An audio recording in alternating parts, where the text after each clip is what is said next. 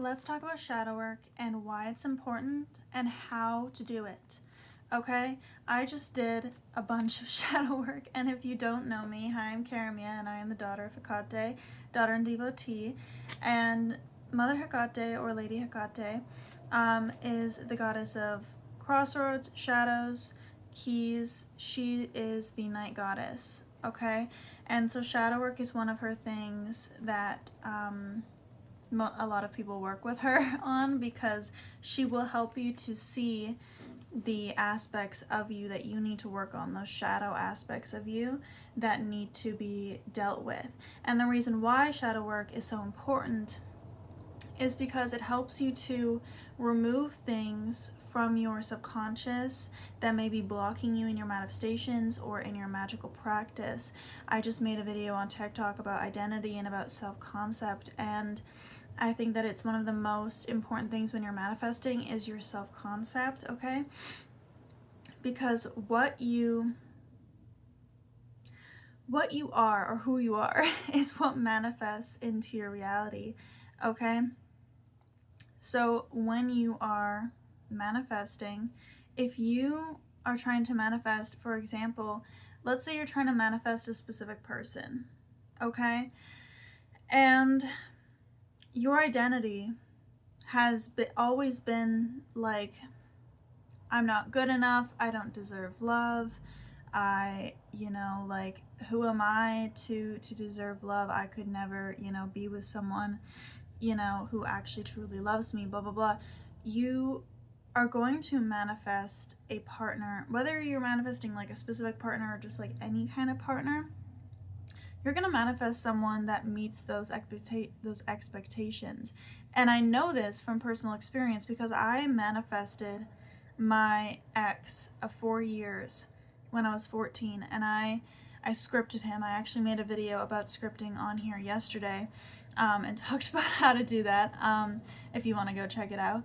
But I mentioned that I don't recommend doing that if you're young, manifesting like a partner in specifics. And I say this because if you have not done the healing work, if you have not done the inner work in the self-concept, you are most likely going to attract someone that aligns with who you believe you deserve. All right, you will attract the love that you believe that you are worthy of. And I have always been told, now I'm gonna get vulnerable on here, okay? I'm gonna share my story, and it is that I have always been made to feel like I'm not good enough. I have been emotionally abused by multiple parent guardians throughout my life. I was like yelled at and screamed at all the time growing up by my ex-stepfather.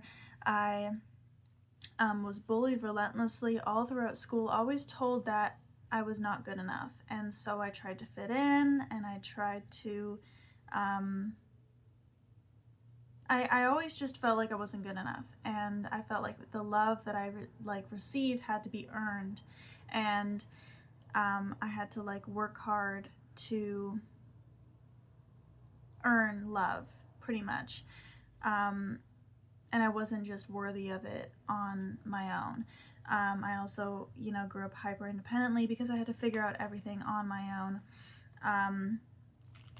Because, I don't know, yeah, a lot of adults were just absent in my life. And so that's what I attracted. I attracted a partner that was insecure within himself, and that I had to kind of fix and save. And he was in a very dark mental place, and still is. And I never received the love and the validation that I needed from him. And what I've learned is that I need to find that love within myself. And yeah, so the importance of working through these things that you've been through is not to like sit and just like focus on these things. It is to remove them, because once you bring something to light, and writing these things is just really important. It gets them on paper, it gets them out of your system, and helps you to release them and process them, okay? And you're not going to, when you do this, you're not meant to like judge yourself or be super like critical of yourself. It is a like thing that you're meant to do with compassion and with love. Okay, so you are going to write about the things that you've been through that you maybe have not processed, that are within your subconscious. And now these things may bring up some really difficult feelings and emotions within you. And I very much am here to say to feel your feelings, cry, okay? You're probably going to want to cry. Just cry. Do it. Cry. Get it all out. Feel the feelings. I know that it is so difficult for so many people to really do that, but crying is a major part of healing. It is major release, and it is so good for you. It is like actually so good for you, and it releases, I think it releases oxytocin. It releases some sort of chemical in your brain. And so we are meant to cry. There's nothing wrong with that. And the way that I like to do my shadow work, okay, for one, because I have a hard time with like prompts. I also do have on my Patreon like shadow work prompts, okay, and those kinds of things. Like I've made those kinds of things. I actually am planning on making like a shadow work book as well for you guys. Obviously it'll be like a pay thing, but it won't be that expensive. I'll make it like probably the same as my other things, like $5, 55 cents, whatever, something low like that, okay, under $10. But the way that I like to do my shadow work is I do it with tarot, because I'm formerly the Tarot Witch. That was my old brand name. But I like to use tarot because I asked Mother Hecate for help in my shadow work. Now, if you don't work with Mother Hecate, that's totally fine. You don't need to ask her for help if you don't feel comfortable. That's all good. I do also post about how to work with her on my Patreon and on my TikTok as well. And if you guys want me to make a video here, I will. But what I will do is I will ask, what do I need to work on? I'll ask my deck, right? My spirit guides, my ancestors, whatever. You can do that too, right? Ask your ancestors, ask your spirit guides. Okay? What am I meant to work on? What shadow aspects of myself am I meant to work on? Okay? And now, as an example, I will shuffle and pull a card for you guys. Okay? Okay. So, the Fool, and then the Knight of Cups, and then the Hangman on the bottom, okay? Now, if you don't know divination, that's okay. You can look up the meanings of the cards, and I will write them down in like my notebook, my journal. I won't show you what I've written because, you know, those things. But I will write down the cards, and then I will think about what maybe my spirit guides are trying to get me to look at. So the Fool, this is like new beginnings. This could be fear of adventure, fear of new beginnings, fear of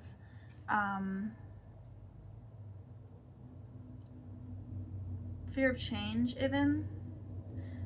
This could also symbolize like inner child work. Okay, this has like very childlike, this is like free spirit energy. The Knight of Cups, this is very much like love. So this could be around like not feeling worthy to receive love. Okay, Cups is very emotional. Not feeling worthy to receive love from another. That's like the energy. Like the Knight of Cups is like love being received or coming to you. There's some sort of emotional endeavor that is like coming forward and moving. The Hangman is like patience. You may have some sort of like issue with waiting or surrendering or being patient or letting go. Why is that? Now, whenever I am doing this kind of work, okay, you know, you're writing those things down, and then you ask yourself why. Why do I feel this way? Or why maybe are they bringing up like new beginnings? Why are they bringing up receiving love? What does that make me think of that happened in my life? Like what area of my life does that make me think of? Okay? And so then you're gonna write. You're gonna write about it. I think I wrote, how many pages did I write? I wrote a lot. I wrote 6 pages, 3 pages back to back, full length pages, okay?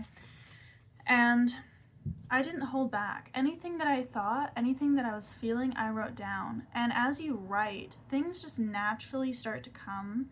And I started writing things.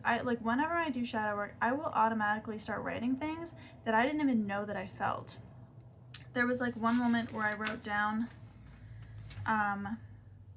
wonder if I can find it. I'll share it with you guys.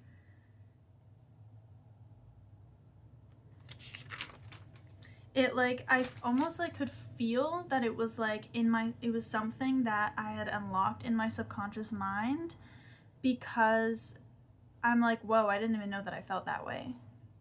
But I know that I do because I can feel it. And I'm full on sobbing. I'm crying, okay? And that is normal. That is completely you're gonna sob, and that's how you know you're doing it right. That's how you know that it's working, okay? Now, yeah, I don't actually know where this is because I wrote so much and I write so fast. It's hard to read my own writing.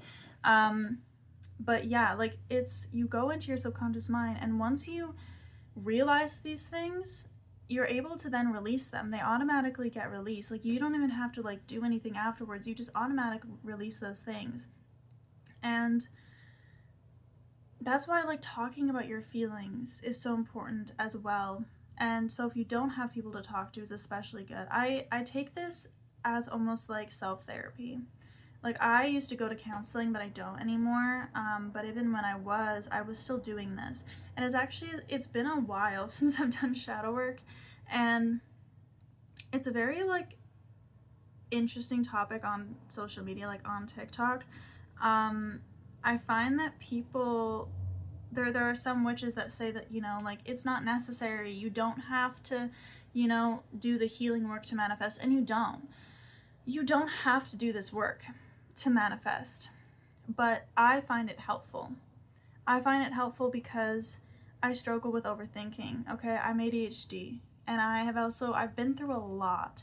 I've spent the last, I'm 19, but I've spent the last 18, 19 years of my life going through shit, okay? Just nothing ever worked out for me. I was always, going through something. It was just bad thing after bad thing. And being happy was a very limited experience for me. I have struggled with feeling safe to be happy. That is something that I realized more recently, is that I've been afraid to be happy, because anytime that I was happy or experienced happiness, it never lasted very long, and it also sometimes would even get ruined in some way. And so that's another thing, right? And working through these things is very healing.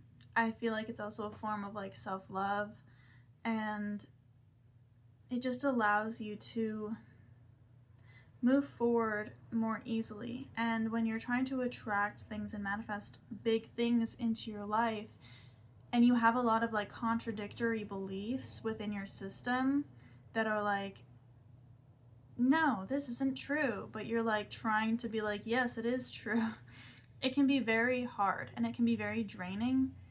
And manifestation isn't meant to be hard. It's not meant to be draining. And I feel a lot of people who are into manifestation, it's oh, I just want to get what I want. But the thing about manifestation it is a part of spirituality. And spirituality it's a lifestyle, it's a practice. It's not just about getting what you want. It's about changing your life for the better. And it can really help you to change your life for the better and become a better person and grow into that better person. And that is what it is about. It is not just about getting what you want and manifesting your desires, right? It's about growing and realizing that you're deserving of your desires, and that everything is energy, and everything is a part of you. Everything is connected. Everything is a reflection of you. And it is so interconnected in a way that we can't even process or realize, and it's such a beautiful thing, and it's such a big concept, and it's hard to understand sometimes, and I definitely could go on about that for a while because it's a big concept. But yeah, that is shadow work. If you guys would like more videos about this, or have any questions or comments, or would like me to go deeper about it, please comment and let me know, and I will make more videos, and follow for more videos about this kind of stuff, and manifestation, and witchcraft and all that stuff, because I do all that stuff on here. And I'm also building my platform, and yeah, okay, that's all for today. I love you so much. Have a great day. Bless be.